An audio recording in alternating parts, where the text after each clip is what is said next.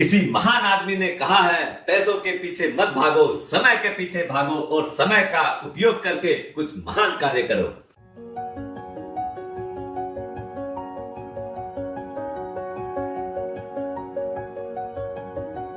सुप्रभात दोस्तों, आप सभी का एसके हेल्थ एंड वेल्थ में स्वागत है। दोस्तों, पैसा मूल्यवान है, लेकिन और एक चीज बहुत ही मूल्यवान है, वो है समय। उसको अपने इग्नोर कर देते हैं। अपने जितना वैल्यू मनी को देते हैं, उतना ही वैल्यू अपने टाइम को भी देना चाहिए। Wastage of time is similar to money wasting. अब अपने समय टाइम का सदुपयोग कैसे करें जिससे अपना हेल्थ और वेल्थ दोनों बढ़े और ठीक रहे।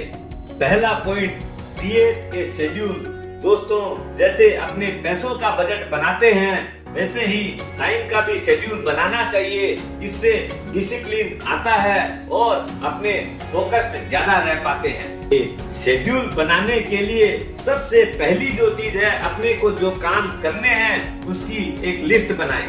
इसमें काम में कौन सा जरूरी है उसकी प्रायोरिटी तय करें और एक एस्टिमेटेड टाइम कितना लगना है उसकी समय सीमा तय करें। अपने फुर्सत का समय अलग से निकालें और फिर एक फाइनल शेड्यूल बनाएं अपनी प्रायोरिटी के साथ में। दूसरा पॉइंट है, डोंट किल टाइम। दोस्तों, समय अमूल्य है, इसलिए उसे बर्बाद न करें। टाइम शेड्यूल को यूज करके उसमें से एक्स्ट्रा टाइम निकालें और वो एक्स्ट्रा टाइम जो है अपनी स्किल को कैसे आगे बढ़ाएं और अपनी अर्निंग को इनहेंस कैसे करें उसमें यूटिलाइज करें। अपना जो एक्स्ट्रा समय निकालें उसमें अपने आप को कैसे आनंदित रख सकें और आराम का आनंद ले सके उसका भी ध्यान रखना चाहिए। Point number 3, concentrate on studies when young.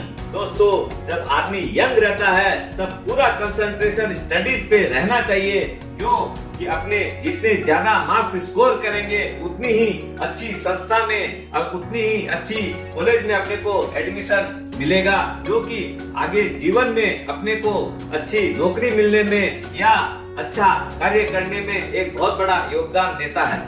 ये जो प्रीमियर इंस्टीट्यूट का जो स्टाम्प जो पीछे में लगता है, ये जीवन भर उसका सहयोग मिलता है, लाभ मिलता है।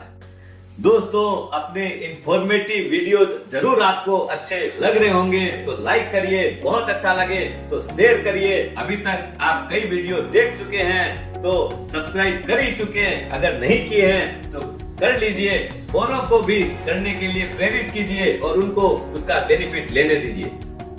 Increase efficiency with work life balance. दोस्तों, जितनी अच्छी एफिशिएंसी के साथ अपने समय का उपयोग करेंगे उतना ही अपनी प्रोफेशनल या बिजनेस लाइफ में उसका फायदा मिलता है। जितनी एफिशिएंटली काम करेंगे उतना ही समय अपना बचेगा।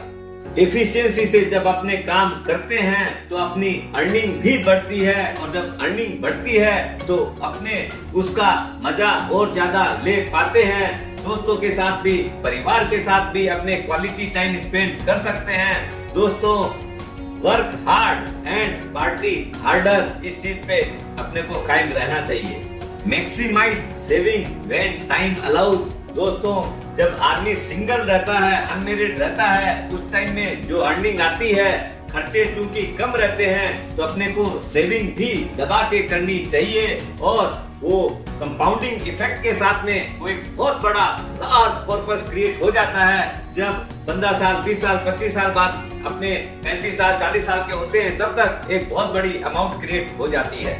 सेविंग का मतलब खाली पैसा सेविंग्स अकाउंट रखने में नहीं होता है। दोस्तों, उसको इन्वेस्ट करिए, क्योंकि अपने पास पीरियड लंबा है। इक्विटी इंस्ट्रूमेंट में लगाइए और एसआईपी के माध्यम से लगाइए और फिर उसका मजा देखिए। Travel when you are young. दोस्तों, जब अपना स्वास्थ्य सही रहता है तब घूमने में भी मजा आता है। मैक्सिमम आदमी सोचते हैं पहले पैसा कमा लेते हैं, घूम तो बाद में भी लेंगे, लेकिन दोस्तों फिर अपने पास धन तो होता है लेकिन स्वास्थ्य नहीं रहता है तो अपने उस चीज का आनंद नहीं ले पाते हैं। इसलिए दोस्तों, जब यंग रहे तब अपने स्पोर्ट्स एडवेंचर का जरूर मजा लेना चाहिए, क्योंकि बाद में शरीर साथ नहीं देता है। 7वां पॉइंट है, use gadgets to save time. दोस्तों, समय मूल्यवान है, इसलिए गैजेट्स और होम अप्लायंसेज यूज करके अपना समय बचा सकते हैं और उस समय को बचा के, एनर्जी को बचा के अपनी अर्निंग ग्रो कर सकते हैं। दोस्तों, ये जो एनर्जी बचती है उसको प्रोडक्टिविटी में लगाना चाहिए। अगर वेस्ट कर देते हैं तो पैसा भी वेस्ट हो गया, टाइम भी वेस्ट हो गया। 8वां पॉइंट है consider opportunity cost of time. दोस्तों, अकेला आदमी सब काम कर नहीं सकता है, ये प्रैक्टिकल नहीं है। अपने हाथ से काम करने से पैसा जरूर बचता है, लेकिन दोस्तों मैं आपको एग्जांपल देता हूँ। जैसे एक डॉक्टर अपना प्रैक्टिस पे ध्यान दे तो उसको ज्यादा अर्निंग होती है, और अपना जो पोर्टफोलियो मैनेजमेंट का काम जो है, जो एक्सपर्ट्स हैं उनसे करवाना चाहिए, जिससे उसकी रिटर्न्स ज्यादा बैठती है। इसलिए दोस्तों, हमेशा जो वर्क अपना है उसी पे ध्यान देना चाहिए, और दूसरा जो काम है वो सारे जो उसके एक्सपर्ट्स हैं उनको आउटसोर्स करके करवाना चाहिए। 9वां पॉइंट है respect time schedule of others. दोस्तों, इससे रिलेशनशिप भी बहुत हेल्दी रहती है। अगर अपने सामने वाले का समय का अगर सम्मान करते हैं तो वो भी अपने समय का सम्मान करेगा। अपने अगर टाइम शेड्यूल मेंटेन करते हैं तो किसी भी क्लाइंट को या व्यापारी को वेट नहीं कराना चाहिए। हो सकता है उस वेटिंग पीरियड के दौरान ही उसके मन में कोई दूसरे भाव आए तो अपने एक अच्छा काम हो सकते हैं। 10वां और आखिरी पॉइंट है डोंट आइडियल आफ्टर रिटायरमेंट। बहुत आदमी की सोच होती है अब मैं रिटायर हो गया हूँ, मतलब अब और कुछ करना ही नहीं है।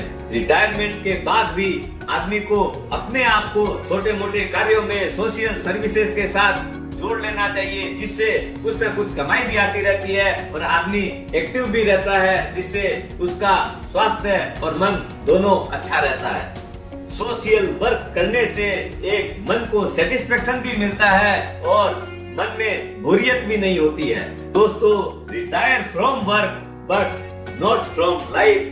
दोस्तों, स्वस्थ रहो, मस्त रहो और समय का सदुपयोग करो।